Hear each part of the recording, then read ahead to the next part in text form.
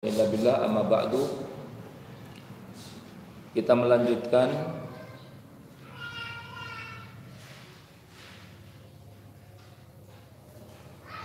wa 'alaika bil muhafadhah 'ala qiraati suwari wal ayati allati warada al hathu 'alaiha fi sunnati fi ba'dil awqati.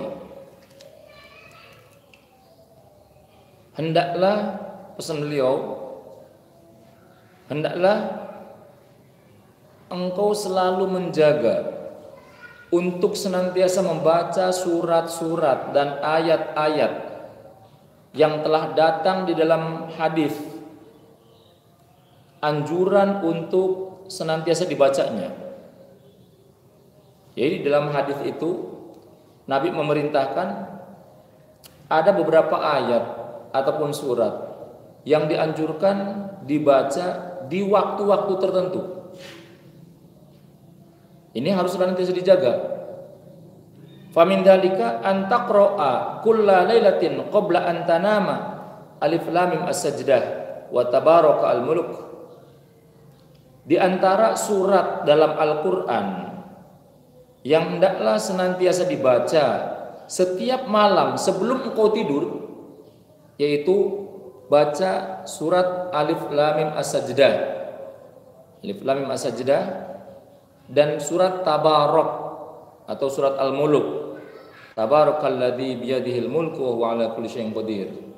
Karena barang siapa, dalam hadis disebutkan, barang siapa yang membaca surat ini setiap malam sebelum tidur, maka dia akan terbebas dari siksa kubur, terbebas dari fitnah kubur. Bahkan disebutkan bahwasanya dia akan terbebas dari pertanyaan malaikat munkar nakir. Ini yang paling dahsyat ya.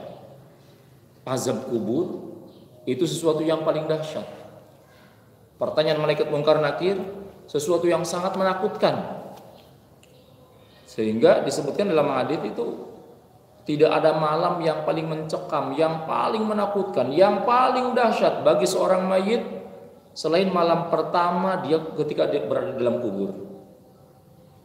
Itu siksa kubur itu sangat dahsyat, sangat ngeri.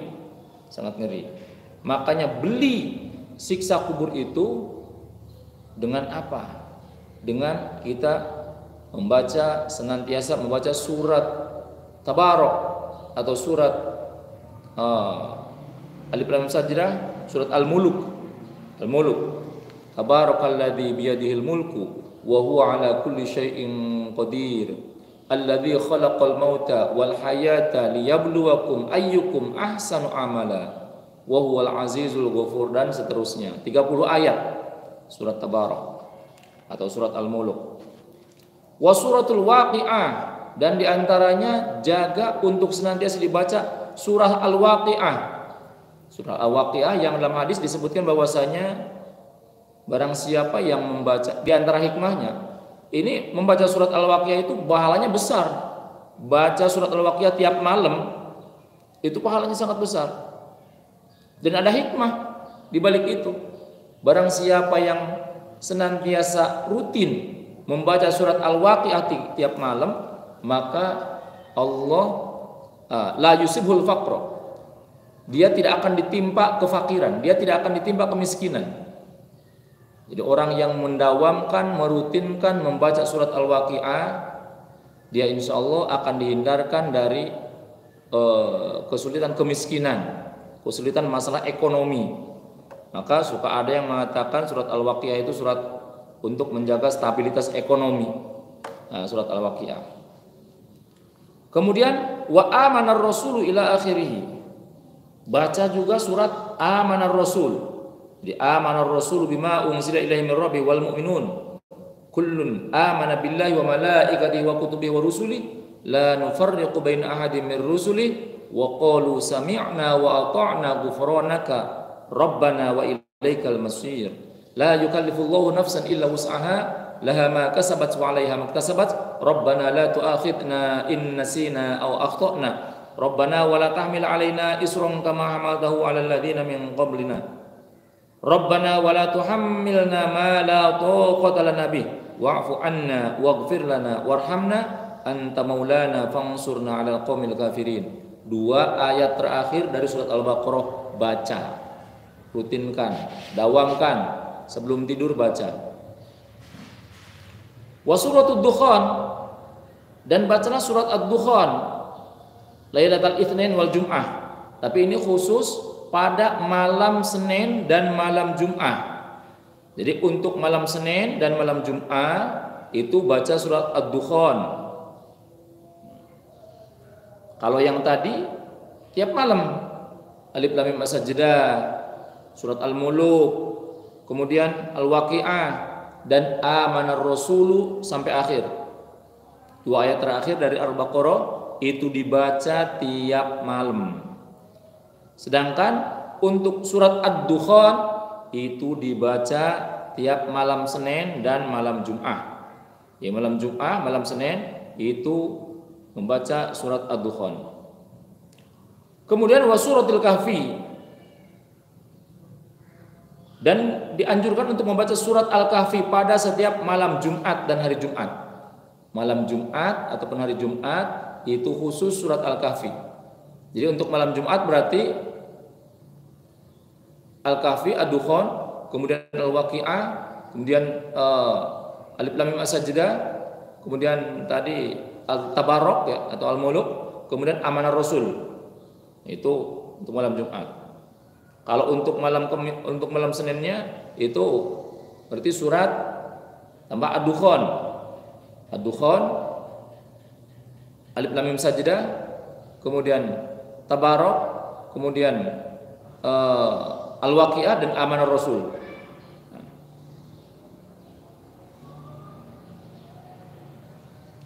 Kemudian wa in amkanaka an taqra'al munjiyat as-sab'a kullalatin fadzalika minal fadail al-'azimah. Kalau memungkinkan baca pula ayat-ayat al-munjiyat, ayat-ayat penyelamat, 7 ayat penyelamat. As-sab'i, al-munjiyat as-sab'i. Jadi ayat-ayat 7 ayat keselamatan ya, setiap malam. Nah, 7 ayat keselamatan, ayat-ayat al-munjiyat, ini ada hadis khusus ya yang menerangkan tentang ini. Ya, di antaranya ayat-ayat al-munjiyat yang hendaklah senantiasa dibaca, di antaranya yaitu yang pertama, ayat qul la yusibana illa ma kataballahu lana huwa maulana wa 'alallahi falyatawakkalul mu'minun. Ini surat At-Taubah ayat 51. Qul la yusibana illa ma kataballahu lana huwa maulana wa 'alallahi falyatawakkalul mu'minun. Ini baca. Ini ayat yang pertama. Ayatul Munjiyat yang pertama.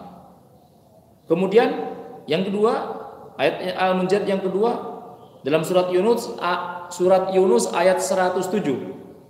Wa iyyamsaskallahu bidurrin fala kashifa lahu illa hu wa iyyuridka bi khairin fala radda li fadlihi yusibu bihi man yasha'u min ibadihi wa huwal ghafurur rahim. Yang kedua itu surat Yunus ayat 107.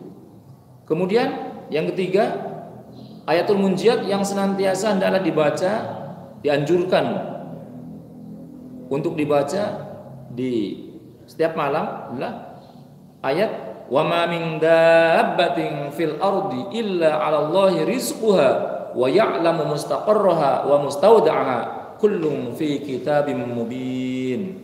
Surat Hud ayat 6. Surat Hud ayat 6. Kemudian yang keempat, inni tawakkaltu 'alallahi rabbi wa rabbikum ma min dabbatin illa huwa akhidun binasiyatiha inna rabbi ala siratim mustaqim. Surat Hud ayat 56. Kemudian yang selanjutnya ayat wa ka'ayyim min dabbatin la tahmilu rizqaha Allahu yarzuquha wa iyyakum wa huwas samiul alim. Nah, Ini surat Al-Ankabut ayat 60.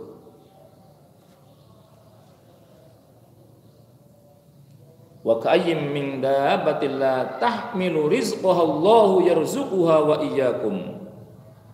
Wa ka'ayyim, dan berapa banyak binatang yang tidak dapat membawa atau mengurus rezekinya sendiri.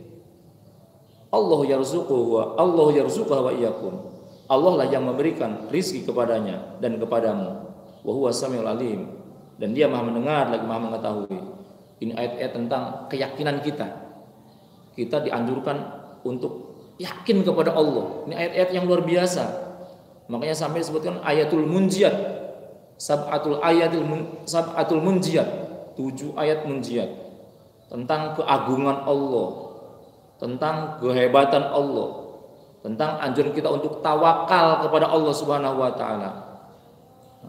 Jadi kalau kita baca ayat ini tiap malam, apalagi kalau kita memahami maknanya, tadabbur maknanya, demi Allah kita akan senantiasa lebih merasa yakin kepada Allah, akan tenang, hidup akan tenang, nggak ada masalah yang berat kalau kita selalu membaca ini luar biasa.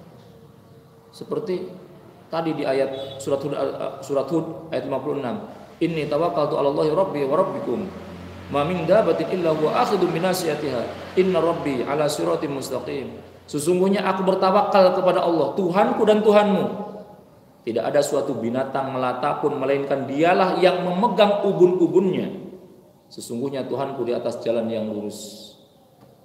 Ini kita fahami maknanya, tadabbur maknanya, baca tiap malam, maka akan nancep keyakinan tersebut di dalam hati. Dan nanti Allah yang akan mengurus kita. Maka la khaufun alaihim, orang yang sudah diurus oleh Allah, la khaufun alaihim, yang sudah yakin kepada Allah, diurus oleh Allah, maka tidak akan ada keraguan, tidak akan ada khauf, tidak akan ada perasaan takut di dalam hatinya. Kemudian ayat yang berikutnya adalah yang harus senantiasa dibaca, yang termasuk dari sab'atul munjiat, 7 ayat yang di munjiat, yang 7 ayat keselamatan, yaitu ma yaftahillahu lin-nasi min rahmatin fala mumsika laha wa ma yumsik fala mursila lahu min ba'dih wa huwal azizul hakim. Ma yaftahillahu lin-nasi min rahmatin fala mumsika laha wa ma yumsik fala mursila laha wa ma yumsik fala mursila laha min ba'dih wa huwal azizul hakim. Apa saja yang Allah anugerahkan kepada manusia berupa rahmat, min rahmatin fala mumsikalaha, maka tidak ada seorang pun yang dapat menahannya. Wa ma yumsik fala mursila lahu min ba'di, dan apa saja yang ditahan oleh Allah, maka tidak seorang pun yang sanggup melepaskannya sesudah itu. Wa huwal azizul hakim, dialah Allah yang maha perkasa lagi maha bijaksana. Surat Al-Fatir ayat 2. Nah, ini tentang kekuatan Allah, tentang keagungan Allah. Kemudian ayat yang selanjutnya, yang ketujuh, ayat yang ketujuh adalah wala in sa'altahum man khalaqas samawati wal arda la yaqulunna Allah qul afara'aytum ma tad'una min dunillahi in aradani Allah bidurrin hal hunna kashifatu dhurrihi aw aradani birahmah hal hunna mumsikatu rahmatih qul hasbiyallah alaihi yatawakkalul mutawakkilun. Surat Az-Zumar ayat 38. Ini yang ketujuh. Baca tiap malam. Dan sungguh jika kamu bertanya kepada mereka, siapakah yang menciptakan langit dan bumi? Pasti mereka akan menjawab Allah.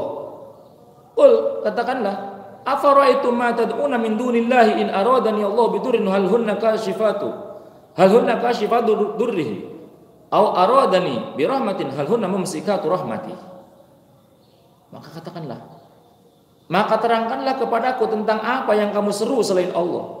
Jika Allah hendak mendatangkan kemudaratan kepadaku, apakah berhala-berhalamu itu dapat menghilangkan kemudaratan itu? Atau jika Allah hendak memberi rahmat kepadaku, apakah mereka berhala-berhala itu dapat menahan rahmatnya? Katakanlah qul hasbiyallah, katakanlah cukuplah Allah bagiku. Alaihi yatawakkalul mutawakkilun, hanya kepadanya lah bertawakal orang-orang yang berserah diri. Nah, ini ayat-ayat tentang ketawakalan, tentang kemahaagungan, kemahaesaan Allah, tentang kekuatan Allah, supaya kita lebih yakin lagi kepada Allah Subhanahu wa taala. Baca, usahakan baca, dan insya Allah nanti akan hafal 7 ayat Al-Munjiat ini. Kemudian di antara ayat yang dianjurkan untuk senantiasa dibaca, bacalah tiap pagi dan sore beberapa ayat dari permulaan surat Al-Hadid,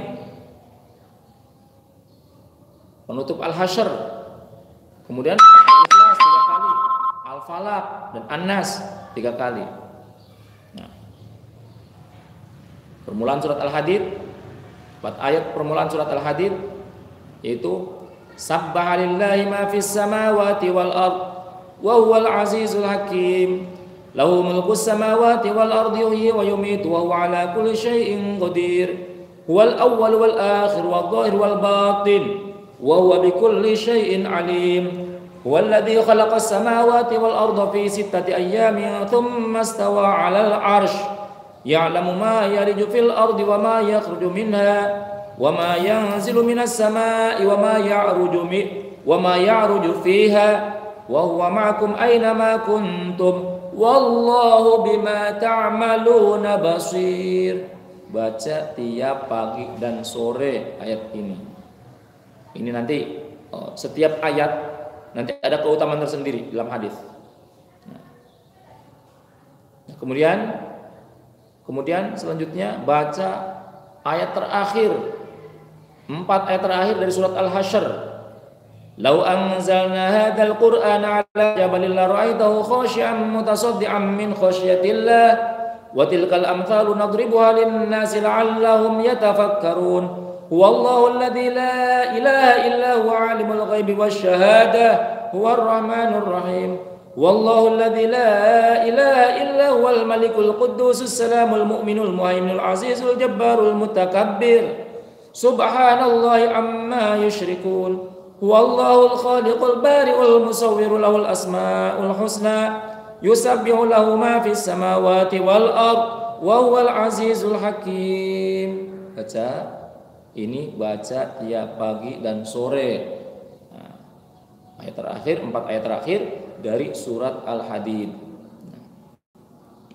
Kemudian di antara ayat yang dibaca adalah baca surat Al-Ikhlas. Qul huwallahu ahad, Allahus samad, lam yalid wa lam yulad wa lam yakul lahu kufuwan ahad. Baca surat Al-Ikhlas. Al-Falaq, An-Nas dan ayat kursi. Dan Al-Kafirun sebelum tidur. Jadi sebelum tidur itu baca surat Al-Ikhlas, Al-Falaq, An-Nas, ayat kursi dan Al-Kafirun. Ini Al-Kafirun. Nah, mafhum kita keutamaan membaca surat Al-Ikhlas setiap akan tidur ya. 3 kali sama dengan kita menghatamkan Al-Qur'an. Itu. Al-Falaq, An-Nas ini untuk dijaga oleh Allah, tidurnya akan dijaga oleh Allah. Itu. Baca ayat kursi. Yang mana baca ayat kursi itu disebutkan di dalam salah satu hadis yang diriwayatkan oleh Abu Hurairah ya. Satu ketika Abu Hurairah itu beliau ditugaskan oleh Rasulullah untuk menjaga Baitul Mal, untuk menjaga bahan makanan zakat yang ada di Baitul Mal. Nah, kemudian Abu Hurairah jaga malam-malam ketika beliau sedang jaga, tiba-tiba beliau seperti ada suara yang mencurigakan. Dilihat oleh beliau, ternyata ada seorang kakek-kakek masuk ke Baitul Mal. Dia bawa wadah, kemudian memasukkan makanan tersebut, makanan yang untuk dibagikan kepada fakir miskin, makanan zakat, itu dimasukkan ke wadah dia, mau mencuri. Akhirnya sahabat Abu Hurairah, dia kemudian mengendap-endap, akhirnya dia ditangkap si orang tua itu. Begitu ditangkap, kata Abu Hurairah, engkau akan mencuri, aku akan bawa engkau ke hadapan Rasulullah. Si kakek tersebut kemudian dia memelas. Jangan dibawa kepada Rasulullah, jangan. Saya ini adalah orang miskin, anak-anak saya belum makan. Ya udah, saya nggak jadi ngambil. Pokoknya jangan itu. Saya nggak bakalan balik lagi ke sini. Saya berjanji nggak bakalan balik lagi ke sini, kata si kakek tersebut. Akhirnya Abu Hurairah kasihan, merasa iba. Akhirnya dilepaskan pulang. Awas tapi jangan balik lagi ya. Iya saya nggak bakalan balik lagi. Nah, kemudian besoknya Abu Hurairah laporan kepada Rasulullah. Ya Rasulullah, tadi malam saya menangkap pencuri. Ada orang yang mau mencuri harta zakat di Baitul Mal.